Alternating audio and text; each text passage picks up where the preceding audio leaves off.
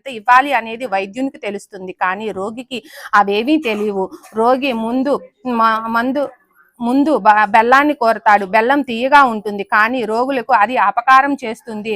అయినా రోగి అదే కావాలని మొండి చేస్తాడు. బెల్లం యొక్క ముక్క చేతిలో పెట్టి వారికి మందు చేతికి అందుకోడు. రోగిపై నిర్బంధము ఉండకూడదు. అందువలన వైద్యులు యుక్తిగా ముందు బెల్లం ముక్క పెట్టి తర్వాత ఔషధాన్ని ఇచ్చి తమ పనిని సాధిస్తారు. అయితే బెల్లం యొక్క దోషాన్ని హరించే విధంగా అనుపానాన్ని మారుస్తారు. దాంతో మందు ఒంటికి పట్టుతుంది.